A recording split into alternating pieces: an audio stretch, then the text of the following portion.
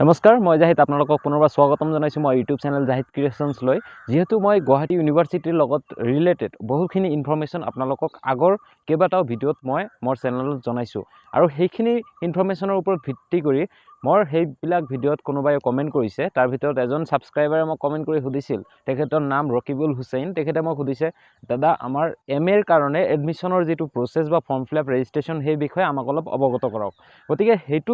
কথাৰ উদ্দেশ্য লৈ আজি মই আপোনালোকক জনাবলৈ ওলাইছো যে আপোনালোকৰ গুৱাহাটী ইউনিভাৰ্চিটিৰ অধীনত যিবিলাক এডমিশ্যন প্ৰচেছ ৰেজিষ্ট্ৰেশ্যন প্ৰচেছ কেতিয়াৰ পৰা আৰম্ভ হ'ব আৰু কিদৰে হয় সেইখিনি ডিটেইলছ আজি আপোনালোকক এইটো ভিডিঅ'ৰ জৰিয়তে জনাম গতিকে আপোনালোকে ভিডিঅ'টো প্ৰথমৰ পৰা শেষলৈকে চাবলৈ অনুৰোধ থাকিল সো কথাটো হ'ল যিসকল কেণ্ডিডেটে ইতিমধ্যে গ্ৰেজুৱেশ্যন কমপ্লিট কৰিলে আৰু পোষ্ট গ্ৰেজুৱেশ্যনৰ কাৰণে আবেদন কৰিব বিচাৰিছে বা গুৱাহাটী ইউনিভাৰ্চিটিত তেওঁলোকে MA বা MSc বা MCOMৰ কাৰণে এডমিশ্যন ল'ব বিচাৰি আছে তো তেওঁলোকক মই কথাটো জনাই দিওঁ যে আপোনালোকৰ কাৰণে বিশেষভাৱে এটা নটিফিকেশ্যন জাৰি কৰা হৈছে ইতিমধ্যে আৰু তাতে উল্লেখ কৰিছে যে আপোনালোকৰ ৰেজিষ্ট্ৰেশ্যন প্ৰক্ৰিয়াটো আৰম্ভ হৈছে অৰ্থাৎ সেম আগৰ ভিডিঅ'টোত মই আপোনালোকক যেনেকৈ কৈছিলোঁ যে গুৱাহাটী ইউনিভাৰ্চিটিৰ অধীনত যিসকল ছাত্ৰ ছাত্ৰীয়ে এডমিশ্যন লৈছিলে আণ্ডাৰ গ্ৰেজুৱেটৰ কাৰণে ঠিক তেনেকৈ যিসকলে গুৱাহাটী ইউনিভাৰ্চিটিৰ অধীনত পোষ্ট গ্ৰেজুৱেটৰ কাৰণে আবেদন কৰিব বিচাৰিছে বা তেওঁলোকে যদি ৰেজিষ্ট্ৰেশ্যন কৰিব বিচাৰিছে সেই ৰেজিষ্ট্ৰেশ্যন প্ৰক্ৰিয়াটো যিহেতু অলৰেডি ষ্টাৰ্ট হৈ গৈছে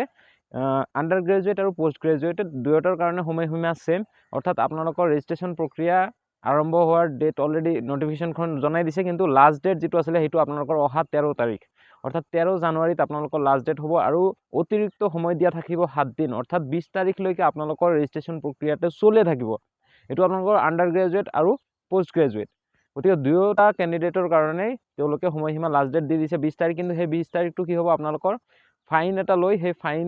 দি তাৰ পিছতহে আপোনালোকে ৰেজিষ্ট্ৰেশ্যন কৰিব পাৰিব গতিকে আপোনালোকে যদি ফাইন দিব নিবিচাৰে তেতিয়াহ'লে আপোনালোকে অহা 13 তাৰিখৰ আগতে আপোনালোকে ৰেজিষ্ট্ৰেশ্যনটো কমপ্লিট কৰিব লাগিব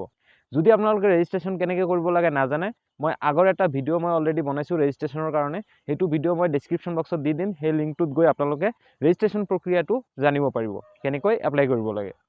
আৰু যদি আপোনালোকে ভাবিছে যে হেতু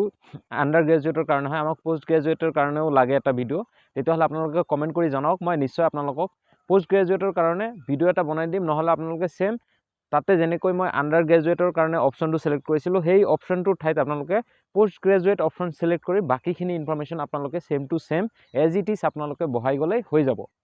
সো এইটো আসলে আজি ইনফৰমেশ্যন যদি ভিডিঅ'টো ভাল পালে লাইক কমেন্ট শেয়াৰ সাবস্ক্ৰাইব কৰি দিব আৰু যদি মোৰ চেনেলটো আপোনালোকে প্ৰথম ভিজিট কৰি আছে গুৱাহাটী ইউনিভাৰ্চিটিৰ লগত ৰিলেটেড ইনফৰমেশ্যন মই সদায় আপলোড দি থাকো গতিকে আপোনালোকে চেনেলটো সাবস্ক্ৰাইব কৰি ৰাখিব আৰু কাষত থকা বেল আইকনটো প্ৰেছ কৰি মোৰ লগত সদায় থাকিব বুলি মই আশা ৰাখিছো